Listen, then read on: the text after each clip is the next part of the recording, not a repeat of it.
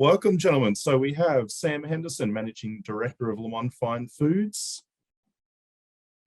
Welcome, good to have you here. And Darrell Slevin from the Link Group, Director of Client Services.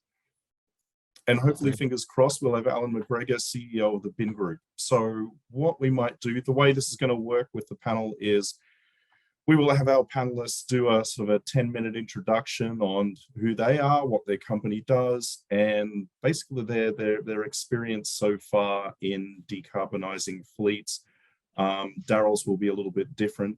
Darrell will be mostly talking about kind of the client experiences in fleet decarbonisation, providing a little bit of a different perspective, mostly from a local authority perspective, I think, which I think will be fantastic. So we might hand right over to Sam. Welcome, Sam. Afternoon, Dan. Oh, I'll stop sharing. There we go. Over to you. Okay, is that me live? Afternoon, everybody. I'd like to thank Dawn for our presentation there. It was very informative and basically touched on all the issues we've had in trying to decarbonise our fleet. I think there's very few questions I have after that because she seemed to have answered them all. And I think the same challenges that they faced with lights is exactly the same challenges we face in Scotland. But I'll give you a brief introduction of who I am and what we've been doing for the last 25 years. I grew up in the island of Mull and moved down to Glasgow when I was 17 to study accountancy. Met my wife, who was also doing accountancy. Got married very young and started our first business when I was 21, into sandwich manufacturing. Pass me in that. Hi, Allan. Right. Started a sandwich manufacturing company when I was 21, which we grew over the next 5 years to producing 14,000 sandwiches a day. We had 90 staff. And we'd also started a family, so we had 3 kids under the age of 5, and we'd also got a doer-upper of a house. So it was a bit of a challenging time for us, and we decided life could be a little bit easier. So we sold that business and set up Lomond Foods in food wholesale, and basically started by jumping in a van, buying some stock and going and selling to customers. And we've grown that over the years and diversified a little bit. 10 years ago, we set up a manufacturing bakery making round cakes and tray bakes, which we distribute across the UK. And in the meantime, the wholesale business has grown to about 25 million turnover, and we have 107 staff. A few challenges along the way, but it's been a journey. In terms of our decarbonisation, a few years ago, we looked at what we were doing with our diesel trucks. We had 40 odd diesel trucks running across Scotland, obviously going through a lot of diesel and generating quite a lot of pollution. We're quite keen to reduce our carbon footprint and had a look around to see what could be done. Electric, a few years ago, definitely not an option, and there didn't seem to be many other options to decarbonise the fleet. So we spoke to our partners at the time who we lease most of our vehicles from, which is Petite Forestier, and between us sourced vehicles that had a kind of hybrid battery which ran the refrigeration. I should say that we are an ambient, chilled and frozen distributor of foods. So all our vehicles have refrigerated equipment on them and are insulated, which adds a bit of weight. So with Petite Forestier, we sourced vehicles that could have a battery which ran the fridge units and which was charged directly by the braking process and the driving of the vehicle. Prior to that, the fridges were operated by red diesel engines, which sit on top of the cab, and they obviously burn red diesel and power the fridge. They're quite noisy, and I'm not sure how many people will know, but they were unregulated at the time. I think they still are. Unlike the engines that are in the vehicles themselves, they're regulated, and we have category 6 vehicles, which are quite clean. The red diesel engines seem to have escaped the government's notice and haven't really been regulated, and they were a lot more polluting than the actual engine that runs the vehicle, up to 6 times from what I understand.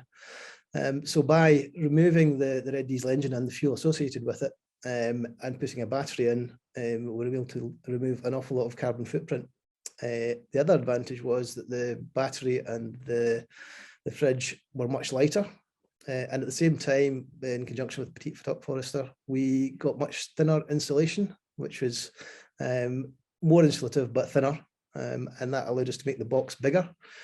The end result was that vehicles that previously could carry 1.6 tons or 7.5 ton vehicles, they had a carrying capacity of 1.6, they actually went up to 2.9. And the combination of that extra carrying capacity and the fact that we're no longer using the red diesel engine has pretty much halved the carbon footprint of our vehicles. So we didn't need as many vehicles because they could carry more. So we went from 40 odd vehicles down to now 26. Even though our turnover during that period has went up by 25%. So that's been quite a big win on the carbon reduction. Also during that period, we trialed our first electric fleet vehicle for our sales team, and we tried a Tesla about 2.5 years ago, just to dip our toe in the water. I think we're quite nervous about would it work, how easy would it be to charge and so on. But it went completely seamlessly. Our salesman who was using that had no issues whatsoever. In fact, he enjoyed free parking and easy parking, parking in the charging slots. Since then, we've taken the plunge and decided to move all of our salespeople's vehicles and our own and our families to full electric. So we have a mixture of Teslas, the Kia e-Niro and Jaguar I-Pace. I think we still have 2 more to transfer across, one based in Inverness and one based in Dundee, because of the amount of miles that they do. Electric doesn't seem to quite give them the range that they need at this point. We are considering moving to hydrogen cars. I think Toyota do a Miari that does a fair distance, but they're quite expensive. And also trying to get the hydrogen to fuel them is probably a lot harder than trying to get an electric charge point at this stage. Moving forward, where we've got to is looking at hydrogen as a solution for our company going forward. We don't think that the electric trucks are right, but although listening to Dawn, maybe I've changed my mind a little bit, but for the amount of miles that some of our vehicles do, I'm not sure that electric or full electric is going to work. For example, we have trucks going to Inverness every day. It's a 380-mile round trip. I don't think there's a truck that's going to do that kind of range at this point. It doesn't seem likely. Whereas if we had hydrogen trucks, then we could fill them up to 400 miles. From what I understand, our conversations with Arcola, who are developing hydrogen fuel cells, that range is quite possible within the next 3 to 4 years. Just backtrack a little bit. We have tried an electric truck, and I will attempt to share a picture of one of our electric vehicles. That's electric car fleet. I will attempt to share excuse me a wee second. Is that appearing okay, Dan? Yep, that's there. That's it. Am I legible? Can everyone hear me okay? Yeah. Yeah.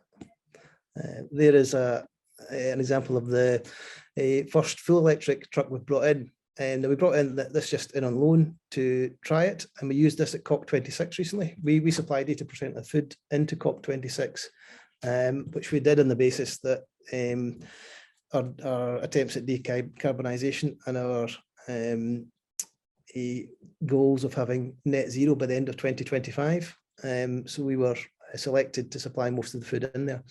That vehicle can carry about 800 kilos.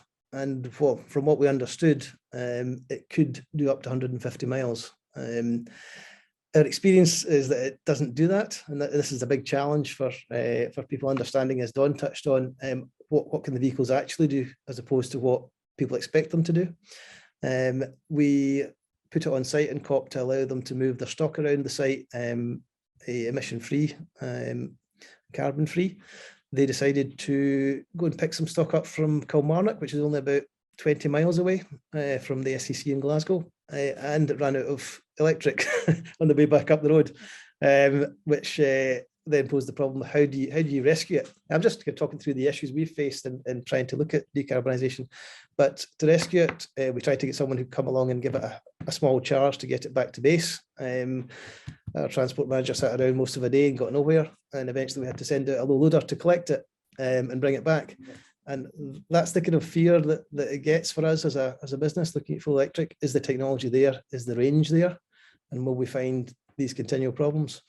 In terms of the actual range we managed to get, our transport manager charged the vehicle fully and did a delivery about 12 miles away. And when he returned, having had a full charge, he only had 30 miles range left. So that's a kind of a very worrying scenario for us in terms of looking at electric vehicles going forward. Open-minded, and certainly would love to know more about Volvo's range and what they can do for kind of rid trucks around about the 18-ton to 12-ton level. In terms of what we've actually managed to achieve, as I said earlier, we've reduced our vehicles by 14, getting 34% more product on them. And we reckon about a 60% reduction in carbon. That's our story so far. As I said, we have ordered or verbally suggested we will take 3 18-tonners and 3 12-ton hydrogen trucks in as soon as they're available. We still don't know how much they cost, but we're assured that there will be some funding available to help us achieve that. We've also spoken with Scottish Power, and they have agreed to supply green hydrogen to us that will power these trucks when we actually get them in. But again, a lot of it is still very speculative, and we're not sure yet just how much funding will be available from the government to allow us to achieve this. So I'm very keen to hear if anyone knows how we access that and what volume. I think that's me. That gives you a kind of idea of where we are. Dan, I don't know if there's anything else you want me to say. Oh, no, that's fantastic. Thanks a lot for that, Sam. You've prompted a few questions from me already, that's for sure. But we'll save the Q&A until after everyone's sort of done their introduction. Allan MacGregor, are you there? And how's your internet? I might ask you to come in next if you're good to go. Dan, you get me okay? Yeah, we can hear you, we can see you, so we're good so far. Dan, it wasn't the internet. My iPad that I work off of couldn't charge and work the amount of people on the system at the same speed. I am an absolute nightmare with electronics. Right, just as I knew you were about to introduce me, it just died on me completely. So sorry for that, everybody. That's all right. That's how these things work. That if it worked perfectly, there'd be no fun.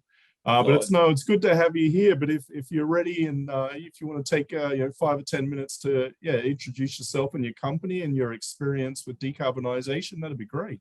That's cool. Thanks, Dan. Yes, I'm Allan MacGregor, the Chief Executive of Binn Group. We are a waste management company based in Perth and Fife on the east coast of Scotland. We run about 60 vehicles from RCVs to skip lorries to hook motors to Arctic units. We have got on site, we have anaerobic digestion, in-vessel composting, windrow composting. We have a timber processing platform. We have a fairly large-scale recycling facility for all waste, and we operate a scrap business in Perth as well. Started the business about 30 years ago in waste, which started off with a landfill site. We then developed into collection of waste, and then obviously got into the recycling side. So probably we have pushed on with the recycling more than anything over the last year. Landfill site's now finished. That was shut early before it was completed to go down the route of recycling more material. We have got 160 employees in the business. Sort of a 25 million turnover group now. We have been looking at, I've been very, very into the green side of things for a long time. Came, obviously, kind of grew from the recycling of waste. We now look to do as much green. We have wind turbines driving all the electrical equipment on site. We obviously have electricity out of gas engines as well. With some solar going in, we have got battery storage going in so that we can run off between the two of them the full time without any imported electricity coming in at all. We made a decision about 3 or 4 years ago to turn company vehicles electric. Obviously, with COVID and things come in, that slowed down a wee bit. But at the moment, we're at 3 electric vehicles, cars in the fleet. We have got 2 hybrid vehicles going just because of the logistic of area that had to be covered for going fully electric.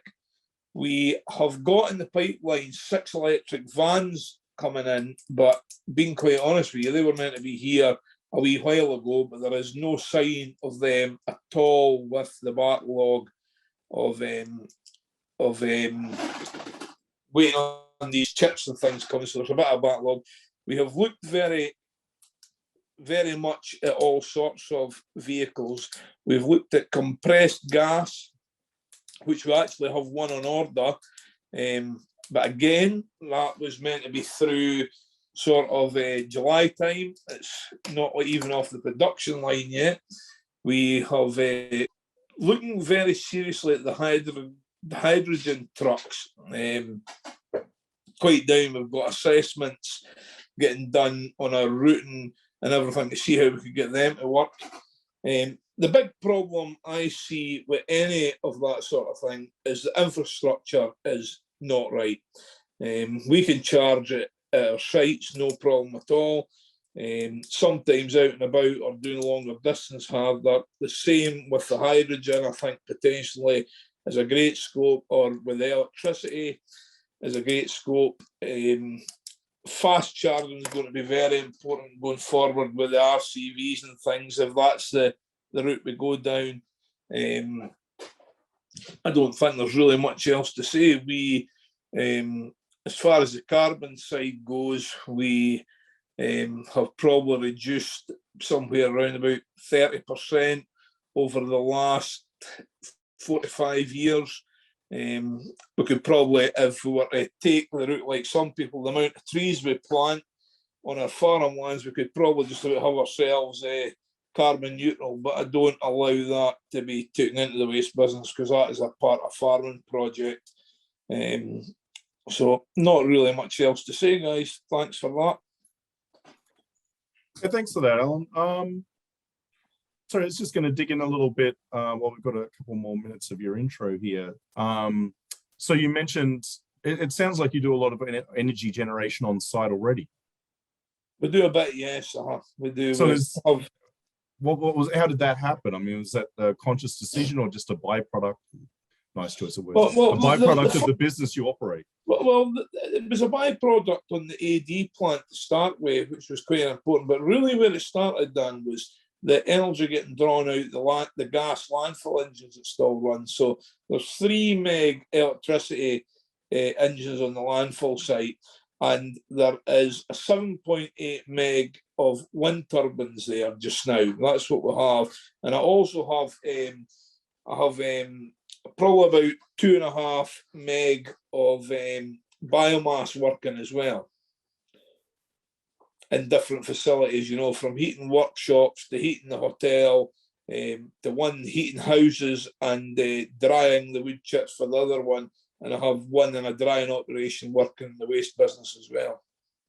Got it. So just quickly before we move on to Darrell. So I guess, yeah, how do you want to be involved in decarbonisation? I mean, you know, this event is all about sort of trying to identify local solutions. What role can you see the Binn Group playing in solving some of these challenges? You know, aside from, you know, decarbonising your own fleet, you know, how do you want to get involved? Is this the type of thing it sounds like you're already investing in? Are you kind of just a customer at the end of the day, or are you happy to get involved in sort of these more pilots, demos, research projects and make your resources available? And we've done lots of that sort of thing. I think, you know, when you come to decarbonisation, I think the amount of material that we don't put into landfill sites already has its own hold on that. But we've also, you know, when we're talking about wind and solar, farm coming on into battery storage, and we have a lot of other projects that we're looking at, probably rather not going into just now, but we've been at this for quite a long time, guys. I've got a guy, John Ferguson, works along and advises me on a lot of this stuff. And we've done quite a lot of new things. Some things have been a complete and utter disaster. Some things have worked extremely well. But yes, the decarbonisation, we try and do bits in different sorts of ways, which I didn't think was relevant here, but we try and stay local with purchases and buying stuff as much as possible, keeping the local economy and the circular economy as well to try and keep the carbonisation down. And obviously the fuel we burn, the routing we take on the vehicles, we try to minimise on that and just do it that way. It's a team effort going on with one target to try and get the business as green as absolutely possible. That's fantastic. No, I think it's a great takeaway message. It is sort of a collective effort. You're not really waiting on someone else to do it for you. So that's great. No, do what you can when you can. It's every little bit I think makes a difference. And, I think putting a bit of common sense into the job is probably more important than a whole lot of the other things that are going on. If you have vehicles doing dead miles, the easiest way of making more money and saving money and decarbonisation is to sort that out. Yeah, great. So we might move on to our third speaker to do a quick intro. Just a reminder to everyone in the audience to put your questions in the chat window or the Q&A window, but we'll circle back shortly with the Q&A. But first we'll hear from Darrell Slevin about his experience in this space. Darrell, over to you. Thank you. Good afternoon, everyone. I have got a couple of slides. One's reasonably important. So if I can just get to the bit that I want. We can get to the slideshow bit, but I've now got a bar at the top, so I can't see anything else. Fantastic. There we go.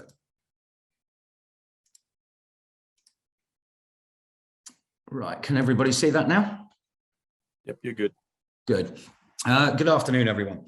My name's Darrell Slevin. I'm from Link Treasury Services. So we are a treasury investment and asset finance advisor to the public sector. So we look after about 320 councils across the UK, and we advise 27 in Scotland. So we do quite a lot of work in Scotland. And I wanted to touch on some of the experiences that we've seen through the public sector side of things, which will link to all of the SMEs and everybody else across Scotland. One thing that we are quite keen to get across when we talk about this area is a lot of webinars that you'll go on will tell you about how to achieve things and what vehicles can do, but they're quite light on numbers that are involved. We don't work that way because we have to advise people on spend. And funny enough, we're having to do it very significantly in Scotland for all of our Scottish authorities at the moment. So we, as I say, Link our treasury management investment advisor, asset finance advisor, very large client base in relation to public sector. I've been doing this for 26 years as an asset finance advisor, looking at all forms of finance, leasing, should you actually lease, should you buy, options appraisals, all of this, which is what we undertake for the clients. So we've got electric vehicles here, sort of costs versus ICE equivalent, charging and other areas that we need to come across and just think about really. So when it comes to electric vehicles, particularly when you look at heavy vehicles, some of the bits that we've had to come across, lots of conversations, Dawn alluded to it earlier, involved the utility companies, particularly if you have a slightly larger fleet. Will you need to upgrade the grid in your area? And if so, what sort of cost is that going to incorporate for you? Some of the larger fleets, when you look across the public sector, you're getting into well over 1,000 vehicles. So these are to the point of not just grid upgrades, but new substations, really, really expensive. One other option now, of course, battery storage, which has been alluded to. Very useful technology. You can also pull the power down, hold it, so you're not draining the local grid at peak times, so that you can then release that. And also there's a lot of software available now that will actually distribute that as and when it's required into your vehicles. But it comes across all this range anxiety, and people have again touched on it, as you can see the common theme, where electric can be great for certain areas, and I can look at someone like Dundee Council, who they've gone across to electric very heavily across their fleet. They've engaged with the local community where the children actually applied to name vehicles, and they have their own Twitter account. So they're trying to engage with the community around what they're actually doing with those vehicles. But range anxiety is still quite a key area there. So one client, Highland Council, they're at the point where, because geographically they're enormous, nearly the size of Belgium, or as they like to say, Wales plus a bit, it's just not always going to work to be able to operate EVs. So they're actually going down a slightly different route, and they have a project online at the moment to develop 6 smaller hydrogen facilities where they will produce their own hydrogen. Aberdeen City and Aberdeenshire are looking to do the same, and are actually had an ODU find a tender service notice placed for the construction of a complete hydrogen facility. You look at Glasgow, they've announced 19 hydrogen RCVs. You've got other authorities in Scotland who've already moved across to electric RCVs and are taking delivery of vehicles and actually using them. But range anxiety is always a key point, not just for the heavies, but also some of the lights that people have alluded to. What about if people take their vehicles home? How do we deal with that type of solution with light commercial vehicles? And there are ways to do it. And some authorities have introduced where they will install the charging points, and there is actually specific software. So when you charge your vehicle and it's a work vehicle, it's actually the council who is actually charged for it. So you don't have all the hassle of trying to, try and get them to make a claim for expenses, etc. It can actually be tailored to be done that way. But if you move on from the range anxiety, mobile batteries were alluded to. Well, yes, they are great and they are temporary measures, etc. But they're £25,000 just for a smaller one. Yes, it can help. Yes, it can boost the charge, but there's another vehicle having to come out and charge something else. So you're going to run both electric, because if you're running one on ice and one electric, it's sort of defeating the object. You then move across, of course, to hydrogen. And a lot of people are looking at this, but at the moment, hydrogen is a more expensive solution than EV, as we're all aware. Now, infrastructure is key, again, for electrics and also for hydrogen. At the moment, trying to charge with hydrogen is very hard to do. As we all know, it's not like you can just pull up to the garage. Even with EV, it's still an issue across all of Scotland that there isn't enough infrastructure. And one of the challenges there is people are trying to encourage private investment to increase the infrastructure all across Scotland. Well, that's fantastic. But at the moment, a lot of the electricity that's provided through EV charging points is free. Now, private companies won't come in and invest for loads of infrastructure to get no funding back. But if a charging model is introduced, will they consider that? And that's quite an innovative solution that people can start looking at. But if they can say we can charge for the electricity and longer term we will recover that and generate a commercial return on it, suddenly it becomes more of an attractive proposal. Cost, of course, very significant when it comes to infrastructure. If you look at infrastructure for a refuse vehicle, you're looking at 25k for a pretty standard one, going up to 70 odd k if you go for very high powered fast charging units. And then Dawn sort of stole my thunder from when we were having a chat earlier. Remember Scottish Fire, the fire authority. If you're dealing with hydrogen, you need to make them aware, particularly if you're going to bunker, due to the fact it's a very different issue if they have to be called out to some form of emergency. Engage with them, please, along with utility companies, etc. There's a lot of collaborative working now between the authorities trying to say, well, let's come together as a group of authorities, Highland, Aberdeen City, Aberdeenshire. Is there a joint project that we can look to do to try and increase infrastructure? And you've got the Scottish Investment Bank that people can try and approach for innovative solutions, which is also the corporate and public sector world. There's also the UK Infrastructure Bank. These are 2 new entities, again, corporate and public sector. But what sort of vehicles have you got? Well, one of the things that's coming out is the new 4D Transit. That's due out sort of very early next year, and there's a lot of people excited about that. It's about 44,000 with a 200-mile range, which compared to something like the Renault, the ZE with a 75-mile range, makes quite a difference. And it is cheaper than the Renault product. But if you look at the costs here, 5.5 ton of Iveco, that's 154,000. Think about what the ICE equivalent is. The Mercedes Canter, the Iveco, 158 again for a 7.5 ton vehicle. This is, as Dawn alluded to, it's at least double, sometimes more in certain sectors. You then move through something like sweepers. So that's a compact sweeper. A diesel is at 80, it's 180,000 for the electric equivalent. So at the moment, it's more than double. So you're talking over 100% increases on the capital costs. Now let's look at a large sweeper. Again, something that's used quite heavily across the public sector. The diesel would be, the ICE, 145. Look at the electric, 380, because of the component parts. Now, when you're starting to get into large fleets, and this also applies to yourselves with the corporate world, that's a huge, huge premium.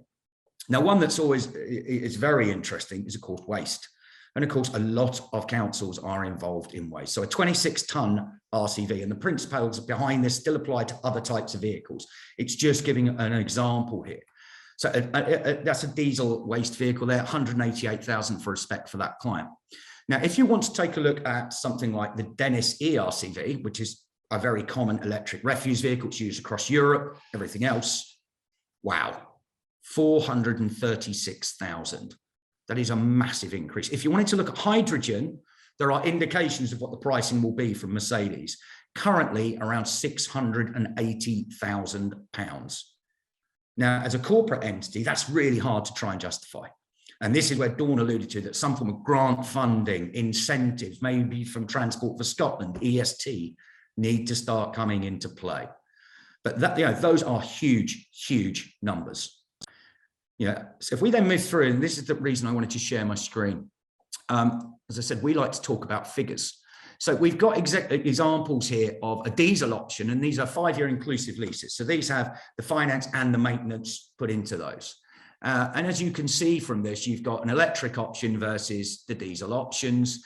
You can then see, capital cost per unit. You can see the difference there, what the leases are. Now, there's not a huge one when it comes to pool cars. And this is taken from a local authority fleet where they've asked us to do a piece of comparison work on if we look at electric versus ICE. You then move into the community teams, slightly large vehicles. Again, 3360, 3080 per year.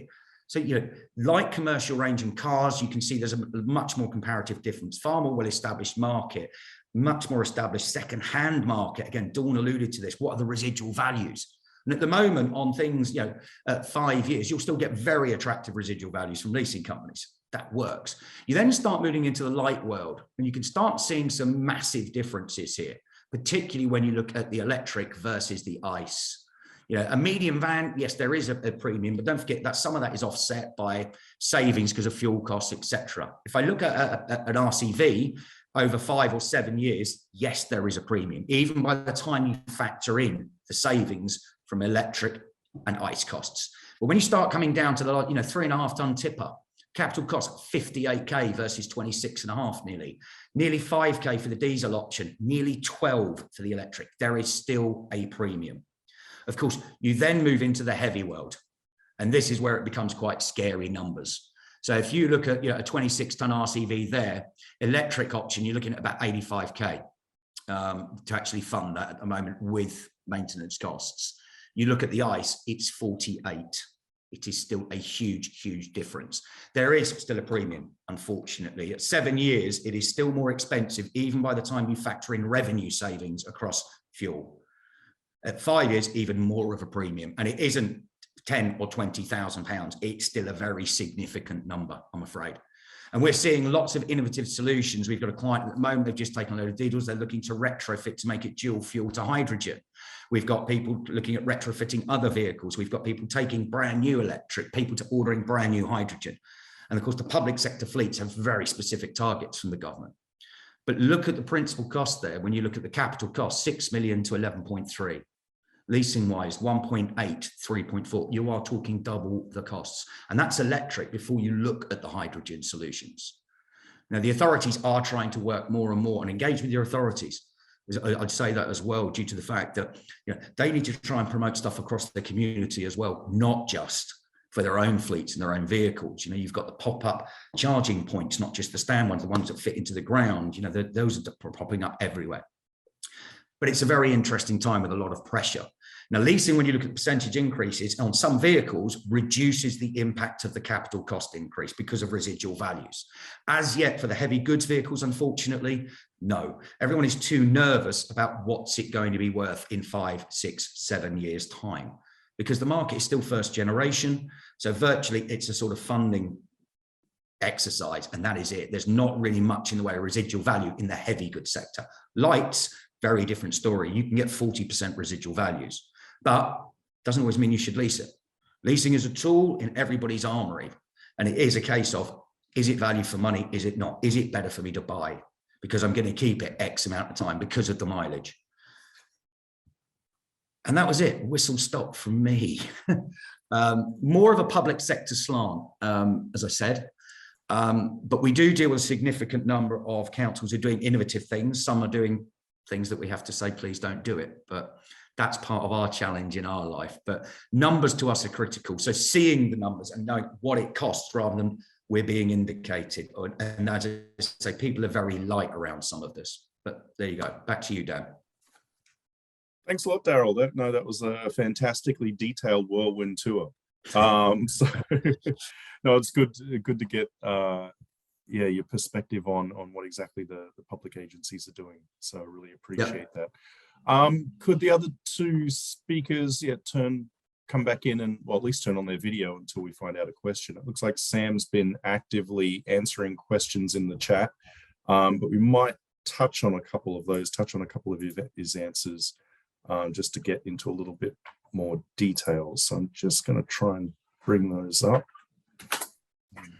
Actually, in the meantime, I had one.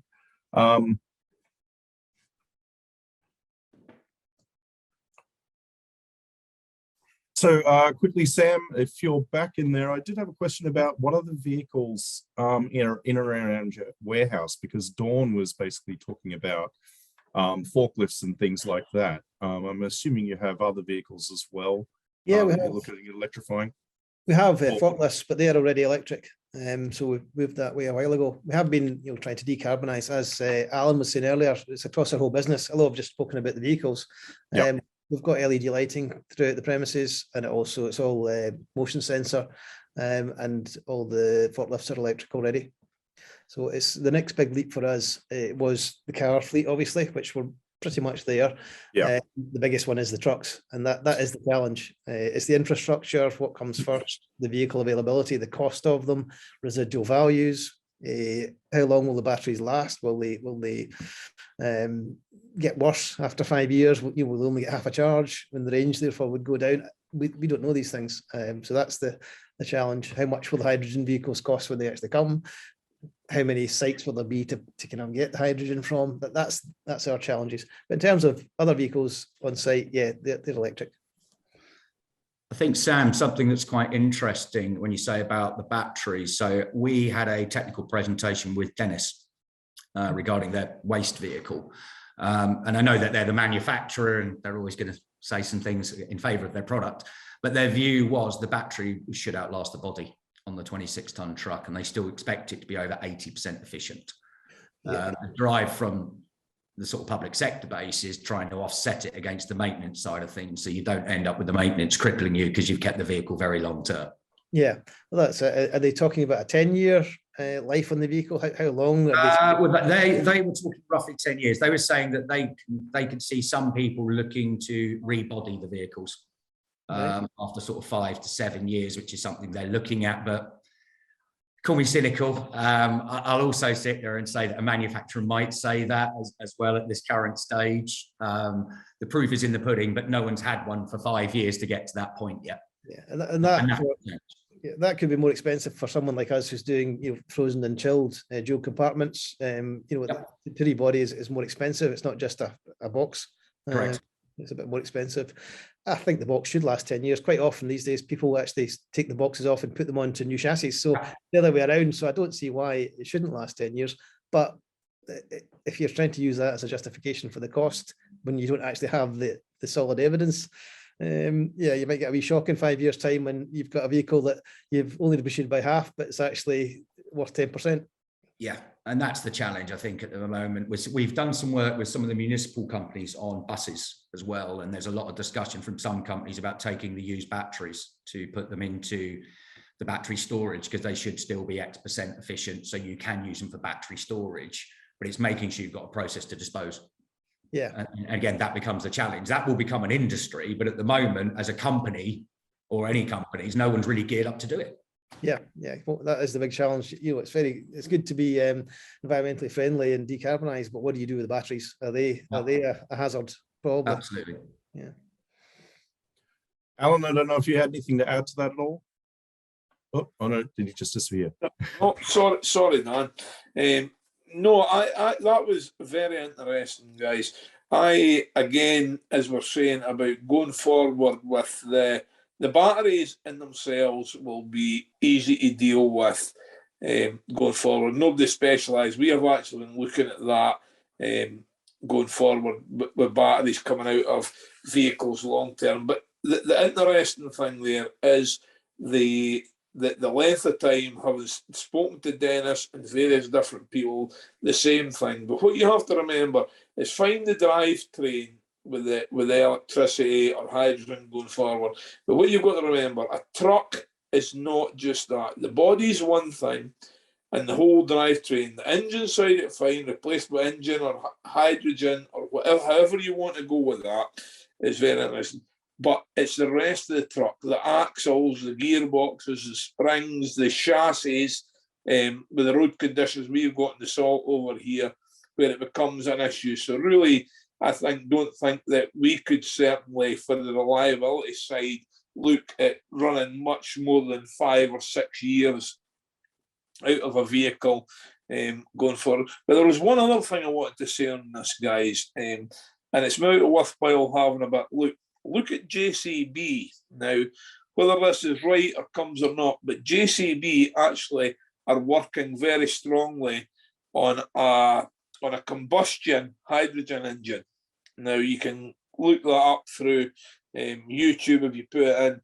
I think that would be a very, very interesting route going forward if it ever does come to fruition. I do work with JCB Finance. Yeah, I know a bit about it. Yes, they are putting a lot of efforts into it, to the point they've just signed a deal, also with some of their other products, with an Australian company who are doing green hydrogen, and they're going to take 10% of their worldwide supply of it, and it's a deal worth billions that JCB have committed to already going forwards. But that it is something that is quite a large priority for JCB to try and get to that solution. Yeah, that is it. I've been involved with JCB for years through developing waste machines right back at the start. I know the Bamfords quite well, and when they commit to something to do, but we've still got to wait and see. I've actually seen machines running with these engines in them, decent sized excavators, but they're still no through the testing point to know where they are with it. But you're right, that is a very, very interesting one, because if that could be done for excavators and loading shovels and things like that, and it's an engine transplant, that must be a real thought for trucks and vehicles going forward, especially when you and I are talking about what the value is going to be worth in 5 years' time, when we're dealing with it. But we'll just have to wait and see, guys. It must be a great industry to work in, because I've found it very interesting just doing the investigation work. And I'm not an expert at all. I'm a kind of an old diesel head sort of guy. I've been in about diesel engines all my life, but we know that that's coming to an end, you know. So it'd just be interesting to see where it progresses forward. Very interesting time.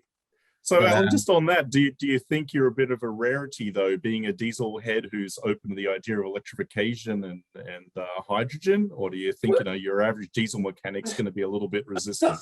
Dan, I think anybody sitting in business that's not looking forward or not looking to change is just kidding themselves. I mean, it's probably driven out by the government now, where we're going with electric vehicles. You know, I don't know how much time I've got, guys, but I remember a good lot of years ago in Florida going into a Tesla garage to slate the car, because I just didn't think an electric engine was ever going to work.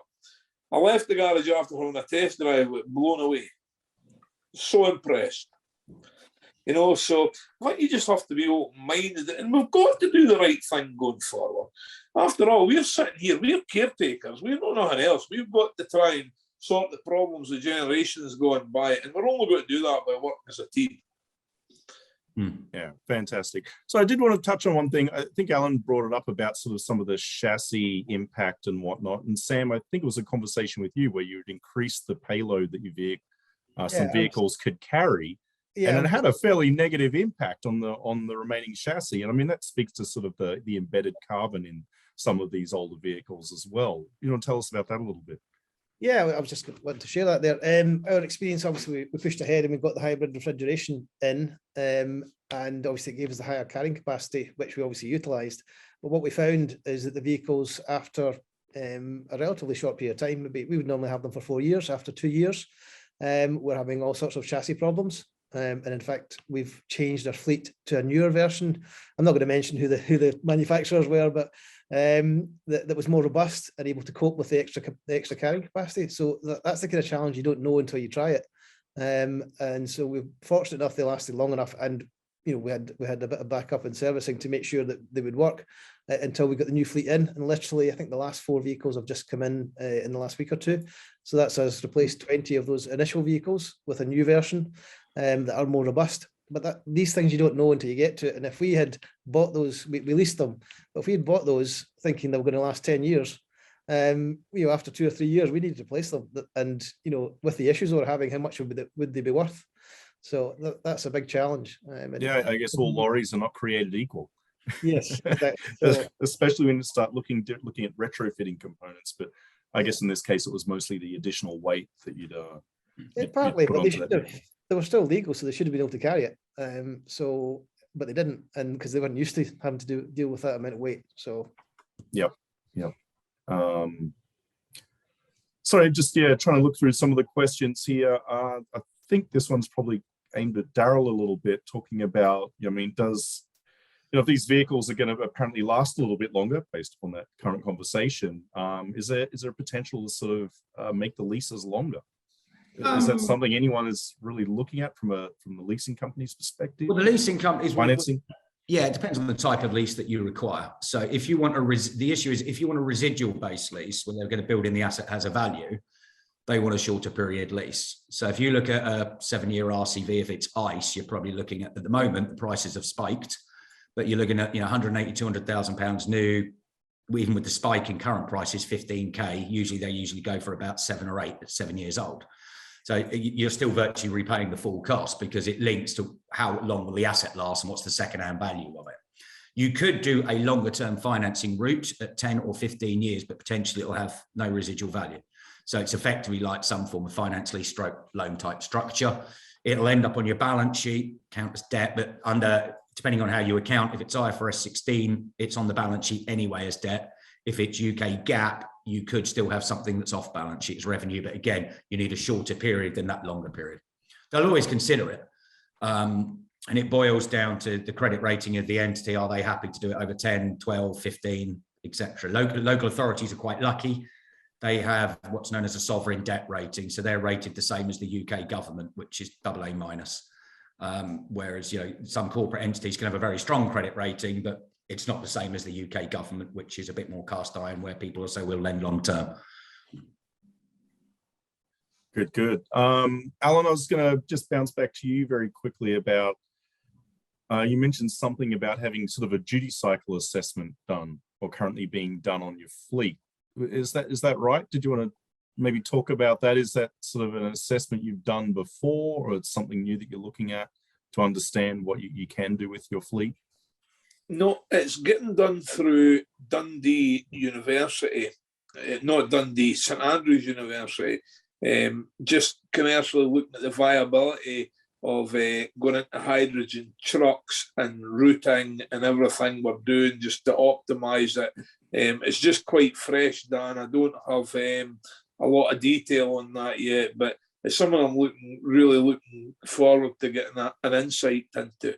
We've always updated things over the years going forward, different technologies and data of gathering information, but this is just an independent thing offered to us and looking really forward to getting the results of that. Got it. So you're just a bit of a guinea pig on that. They're just doing that analysis of your fleet. Yes, You know what the expected outcomes are? It's just a broader understanding. Or you sort of, you're going to use that information to help justify moving to hydrogen.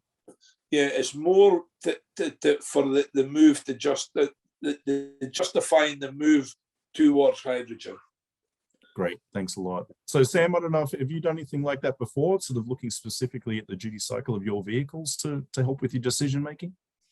Yeah, I mean, obviously look at how long you think you'll get out of them and depreciate them accordingly. With our car fleet, it seems that they seem to have a good residual value. So moving to electric, it is more expensive. We offer our sales guys a budget, it maybe be 25k previously. We've had to move up to closer to 35 to 40k to give them electric. And the way that we've covered the cost of that is to extend it to a 6-year depreciation. We depreciate normally over 4 years, straight line.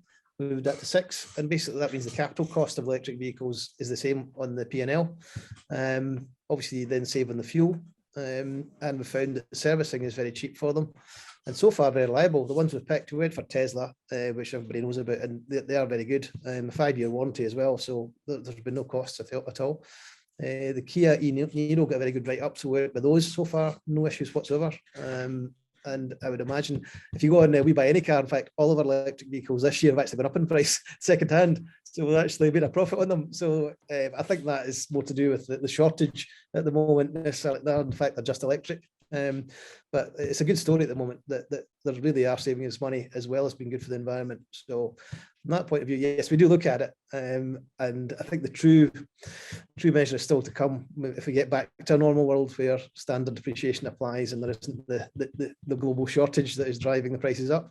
Yeah, I think that really just reinforces how much we don't know about the sort of the long-term longevity and value of these different assets, right down to the batteries themselves. I see there was a comment in there from Diane saying that it's actually up to the OEMs to recycle those batteries, but yeah, that's got to be a logistical nightmare. So we've got to see how real that's actually going to be. So I think we're running low on time. We've missed a few questions. But yeah, if anyone can spot them in there and answer them in the chat, that'd be fantastic. I think we're running out of time now, but thank you very much all for contributing to our panel. That was hugely useful. It's good to hear it from the horse's mouth, as it were. It sounds like you've got some fairly ambitious companies who are really committed to making this change and doing whatever's needed to make it happen. So that's really impressive to see, and glad to have you on board today. Thank you very much for that.